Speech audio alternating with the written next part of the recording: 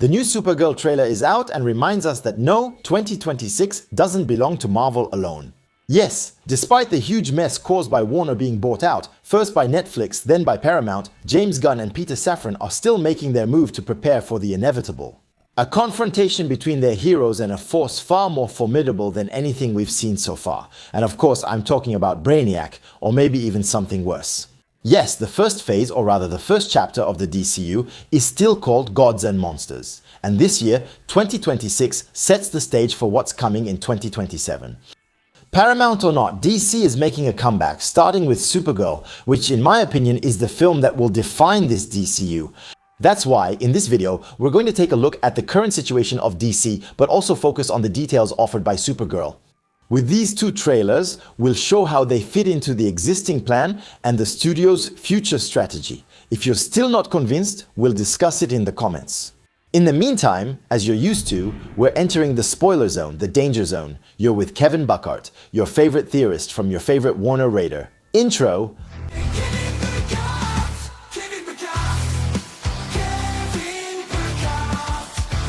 DC already in crisis. Before we dive into the trailer, we need to talk about the turmoil that has shaken Hollywood recently. You know me, I always like to have a global perspective on things, and here, clearly, something happened, something that changes absolutely everything. These past few weeks have been quite tense over at Warner and, by extension, at DC, just when everything seemed set for a Warner Brothers buyout. By Netflix, it was actually Paramount that ended up winning the deal, to everyone's surprise. And of course, that changes a lot of things. First of all, because James Gunn didn't seem at all unhappy with the deal with Netflix. He even hinted on Thread that with them, he would keep his creative freedom over the DCU, simply saying everything will be better than all right. But then, last February, Paramount came in with a massive offer of $80 billion, which took Netflix out of the running. And since then, it's been radio silence. As for Gunn, who is used to responding directly to fans and giving his unfiltered opinion, he's now limited to official announcements. No more opinions, no more open communication. And obviously, he will never speak publicly about the change in situation. Now he's keeping a low profile. The problem is, as often happens, silence can be louder than the noise itself, and of course, that fuels a lot of theories.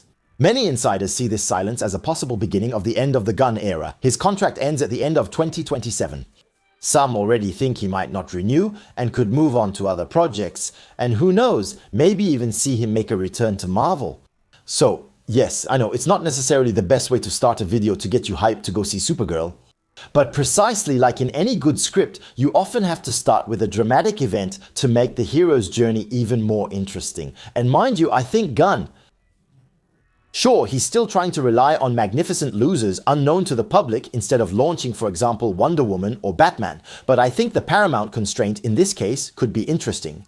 Raw creativity sometimes needs boundaries to truly shine. And I know what I'm talking about. Well, I know this is clearly an unpopular opinion, but you'll see. We'll come back to it a bit later in the video. Because 2026 will be the real first year for a DCU that is no longer carried exclusively by James Gunn. And actually, let's be clear, a year simply without him. Up until now, from the Suicide Squad to Season 2 of Peacemaker, all the projects in the new DCU have been entirely written and directed by James Gunn. So, it can be interesting to establish a clear and coherent vision to launch the project, but it also becomes problematic if you don't connect with his style at all, and God knows he has a very particular style. But rest assured, no, with Supergirl, contrary to what the first trailer might have suggested, it's not a James Gunn film. It's a film by Craig Gillespie, director of I, Tonya, and Cruella, two films that highlight complex female characters, just like Kara in Woman of Tomorrow. A film will be followed by the HBO Lantern series, which also got a teaser. The Green Lanterns investigate a series of murders in true detective style, with a much bigger threat looming in the background that could affect the entire DCU. Here, we're talking about a project written and produced by Tom King, the author of some of the best DC comics, along with Damon Lindelof, who's known for series like Watchmen, The Leftovers, and Lost, so clearly they're not just anyone. Finally, the DC year will end with The Very Strange Clayface, a body horror film produced by Matt Reeves. In short, we're looking at 3 projects where Gunn is only a producer as the head of the studio. But it's really these projects that will truly define this famous plurality of the DCU, which has been missing until now, and in this chapter titled Gods and Monsters. But then a question comes up. How does Supergirl fit into this chapter? And above all, what do we really know about this new DCU?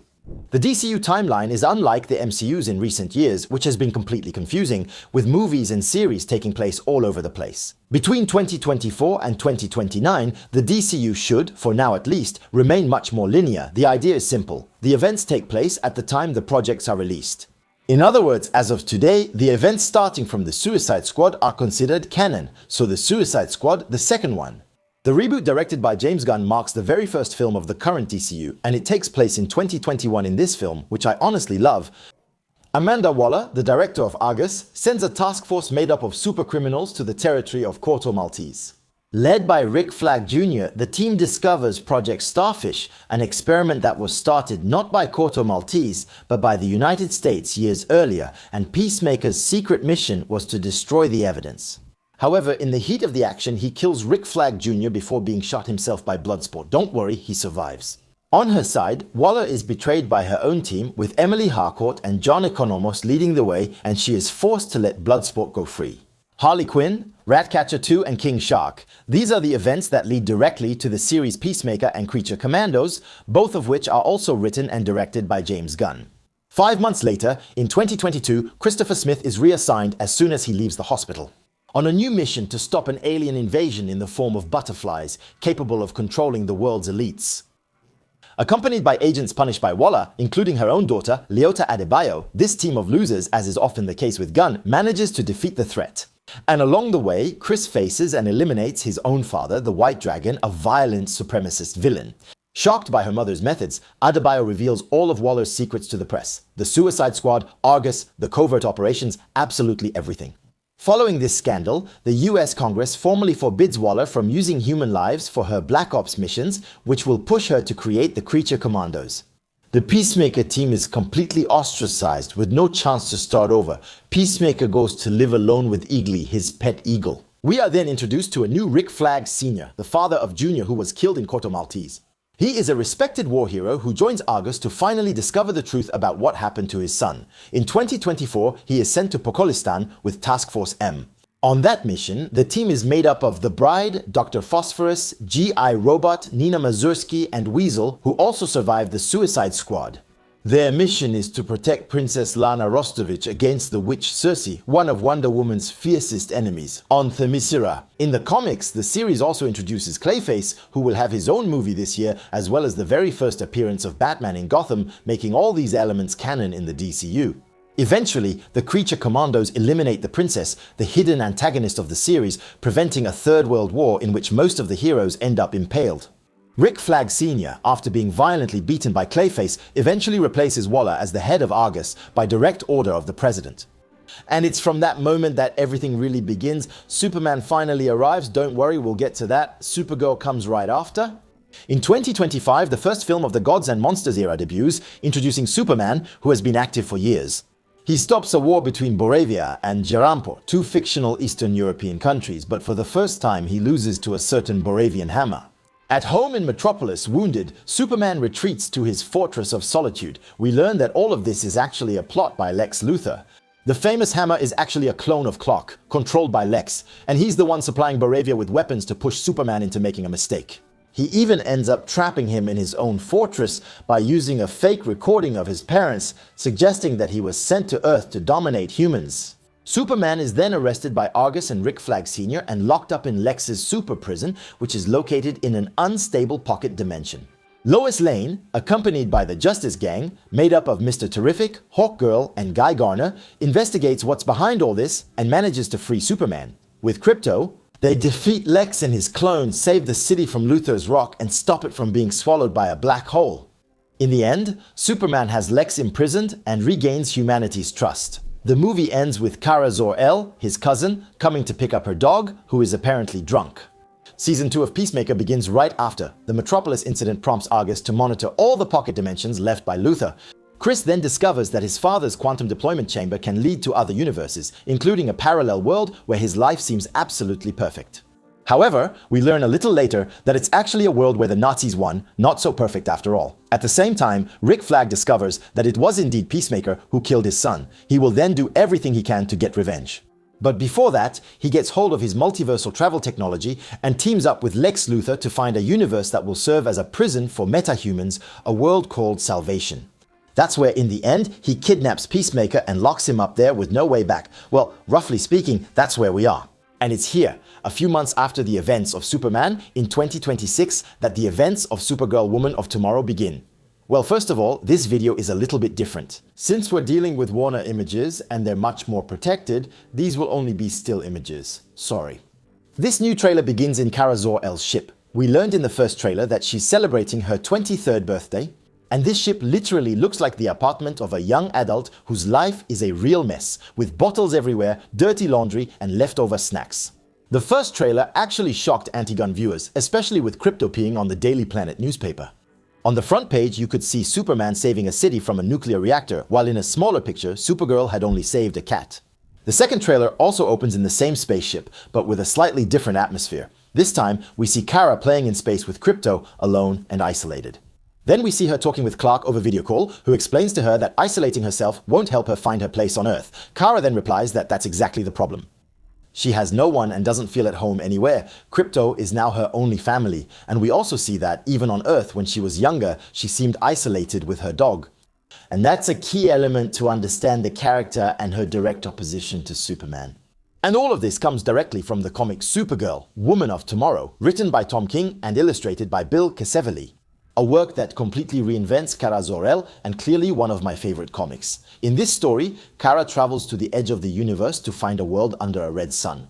In order to celebrate her 21st birthday, the red sun cancels out the powers of Kryptonians, just like on Krypton before it was destroyed. There, she can finally get drunk. But behind all that, there's mainly the whole tragedy of the character, which takes on a much deeper dimension here than in previous versions. Unlike Clark, Kara experienced the fall of Krypton from the inside.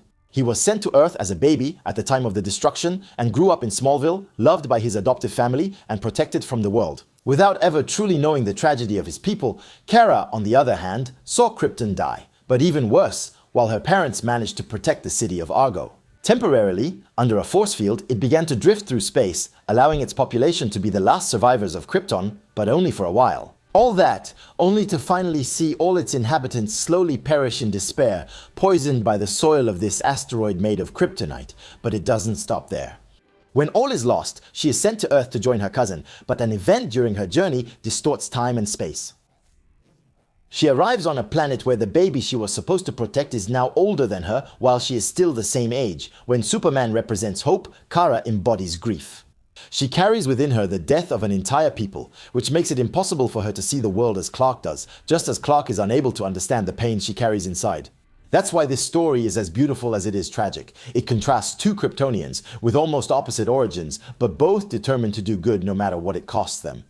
And that's precisely what makes this Supergirl so exceptional. Clark holds back his strength so he doesn't kill. Each of his actions is surgical.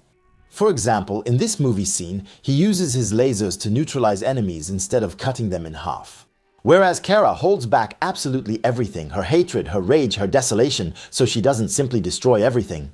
Not to take revenge on the fate that was imposed on her, simply to stay on the right side and try to make her parents proud and honor her heritage.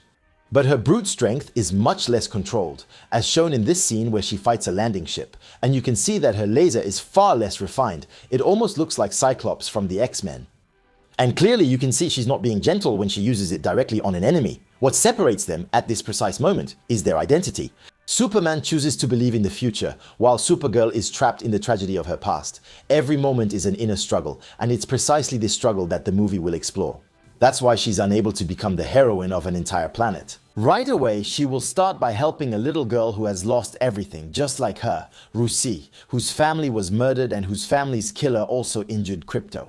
So, she will learn how to become a heroine, seek justice, but above all, save herself. Anyway, let's get back to this trailer. Kara is celebrating her 23rd birthday here. Unlike in the comics, where she travels here to celebrate her coming of age in the DCU, this is clearly not her first party, as one of the Citadel robots points out at the end of Superman.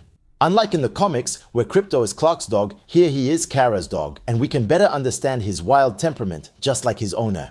We can clearly see where he gets his bad habit of sitting on the driver's lap from. Come on. The trailer includes quite a few flashback scenes of Krypton's fall, including the moment they met. In the first trailer, Kara tells Rusi that Krypton didn't disappear in a day. This scene appears to be her mother's funeral day, as she stands with her father at the center of the procession. However, one element differs greatly from the comics. As I was saying, in this version, Kara's father, Zor-El, managed to save the city of Argo from destruction. But it's only weeks later, when all hope seems lost, that Zor-El sends Kara to Earth. Except in the trailer, if you look closely, Kara is sent much earlier. All of this happens at the very last moment of Krypton, and that could have huge importance for the future of the DCU. And I'll talk to you about it right after. Let's come back to the present and meet Ruti and Krem, the two other central figures of this story. In the comics, Ruti is the youngest member of a family of farmers whose destiny is about to be changed. As they welcome a traveler, he coldly murders Ruti's father and leaves his blade in his lifeless body. This traveler is Krem from the Ochre Hills, a cruel human without any scruples. Ruti then decides to avenge her father and get justice for him with the blade of his killer.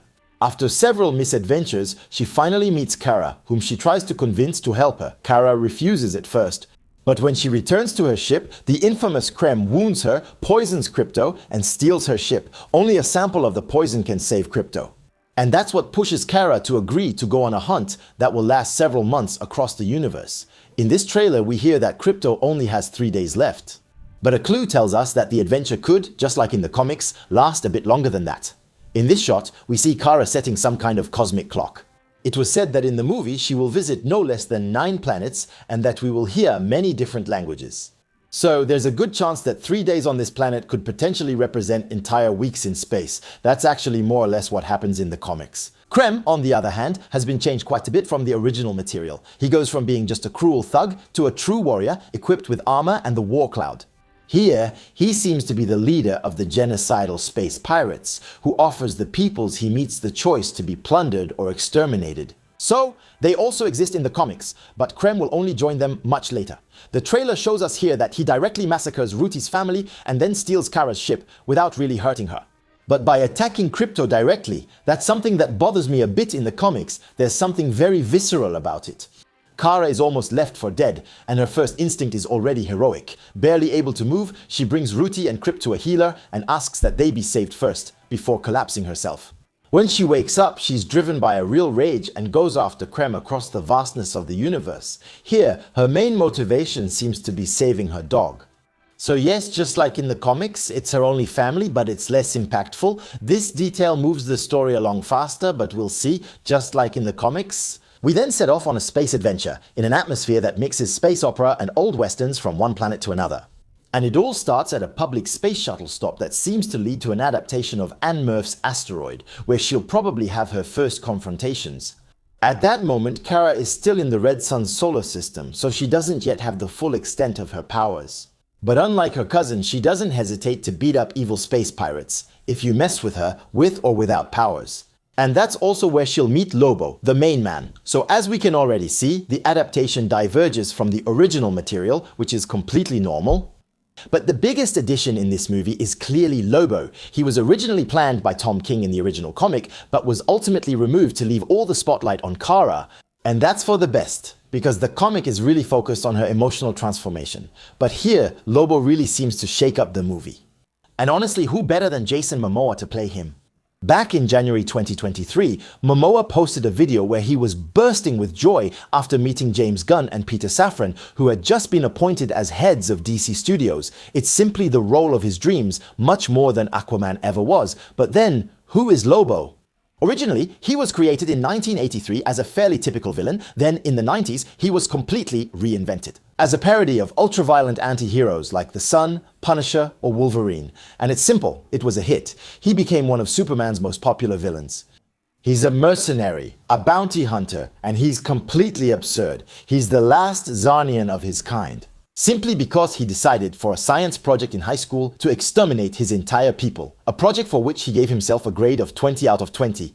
Since then, he's been paid to hunt targets at the universe's edge. Honestly, good luck if you're his target.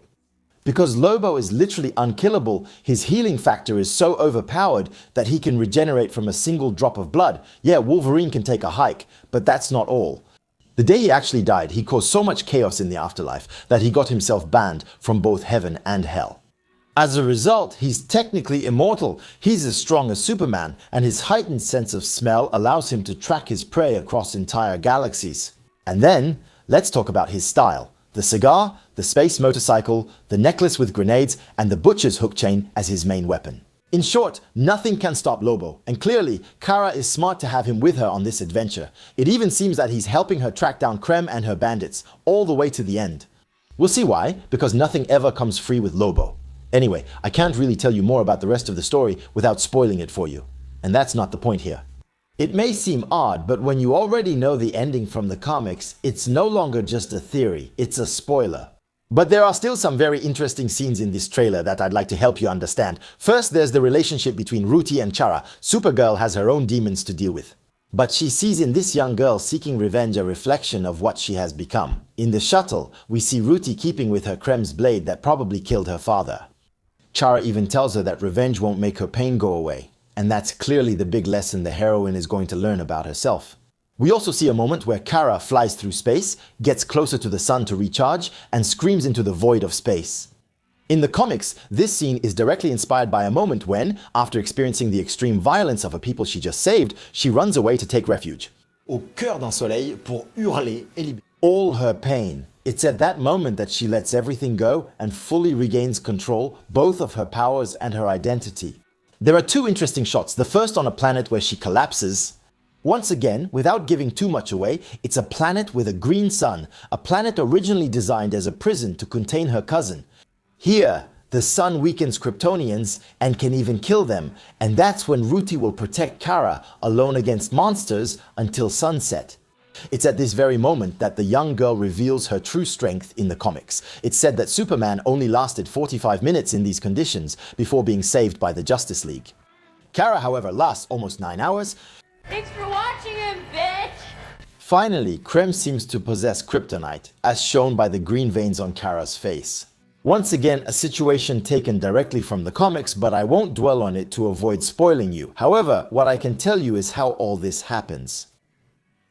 Following the DCU with Man of Tomorrow, we talked about where we are in the DCU. Now it's time to see where this year 2026 is actually taking us. Because everything that's being set up today is converging toward a specific point. We know that the next big film from James Gunn is the sequel to Superman, Man of Tomorrow. A film meant to culminate everything set up so far. We should see the Justice Gang members, especially Superman and Lex Luthor.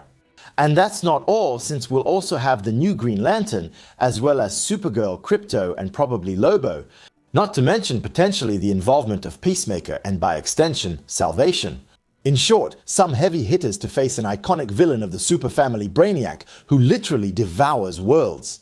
He destroys entire civilizations and selects one city from them which he shrinks to consume, all their cultures and their knowledge, which makes him the most intelligent character in the DC universe. And that's where everything connects directly, in Supergirl. Remember, I told you that Kara is sent to Earth at the moment when her city is being saved by her father. So we won't see the slow agony of her people like in the comic Woman of Tomorrow, but there are other versions of this same story.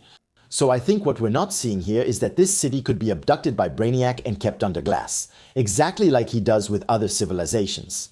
It's actually a well-known Superman story, the one where he discovers that part of his people survived, kidnapped by Brainiac before the destruction of Krypton, a city he managed to save but never succeeded in restoring to its normal size. Which becomes one of the character's great curses. Well, never until the 2008 Superman Brainiac run, where he frees the 100,000 Kryptonians imprisoned by the villain. And then they all arrive on Earth with the same powers as Superman and Supergirl, and among them are Zor-El and Allura, Kara's parents, but also General Zod. And obviously, not everyone has the same morals as Superman, which immediately creates a lot of tension to avoid a world war. In the Superman New Krypton run, the Kryptonians leave Earth and move their city to the other end of the solar system. Kal-El eventually ends up following them and goes to live with them. But in War of the Superman, Lex Luthor and General Sam Lane, Lois's father, still decide that they are a threat and set out to destroy New Krypton in a preemptive war. As a result, the Kryptonian race is wiped out a second time. And it's very likely that this is exactly the theme of this Superman trilogy. In Superman, Man of Tomorrow, Lex will probably get out of prison to help Superman defeat Brainiac. Together, they'll have to put their past aside to protect Earth. Meanwhile, Kara, upon discovering that her people are still alive, could literally unleash all her power. Lex will probably do everything he can to make himself look like the real hero of the situation and regain the public's trust. But let me remind you, Lex made everyone believe that Kal-El's parents sent him to subdue humanity. If that leads to a situation where the Kryptonian people are unleashed on Earth, then Lex will just have to step in to make himself look like the solution. And probably, finally, put on his famous armor, becoming the hero he always dreamed of being, all while exterminating his enemy's people. In short, we'll see, but that's not all because I mentioned lanterns to you, and even without going into too much detail, this series will introduce another global threat to the DCU. That's not just a theory, James Gunn confirmed it. Also, I mentioned the DCU progresses in real time. Well, lanterns could be the first counterexample, since it seems that the series takes place over several eras and especially shows us the origin. The origin story of the man who is now the Green Lantern of the DCU, also known as John Stewart, a Green Lantern who, by the time of Man of Tomorrow, will clearly not be a beginner, but rather an experienced Green Lantern. And so, the famous major threat introduced in Lanterns will also have already had time to grow in the shadows, probably becoming the next big threat after Man of Tomorrow. To find out more, you can go watch my video on this subject. Mais avant de terminer, revenons à Paramount. Yes, the effects of the sale won't have a direct impact on DC, but one thing is certain, Paramount will want to quickly make a profit from the IPs they've bought. And for that, what better way than to push James Gunn to develop the major heroes of the DC universe much faster? So sure, he probably won't be very happy about it, but for us, it might be good news. No more random alternative projects. It's time for something concrete. And James Gunn isn't stupid either. He knows his position is a dream job. And as I was saying, I think a few small constraints from the new management could actually do a lot of good. For his DCU of tomorrow, we want to see new versions of Wonder Woman, Batman, and Flash. Basically everyone. Don't tell me the galactic DCU I just described doesn't excite you. Yes, there's still a lot to build, but we've only had one movie so far. For now. It's like judging the MCU during Iron Man's era, and Supergirl already seems far more promising to me than the Incredible Hulk or a Thor movie back then. Let me know your thoughts on the trailer in the comments. I'm really excited about it. If you're new here, see you next Sunday at 4 p.m. for a new video. Meanwhile, stay curious. It's the key to happiness. Bye!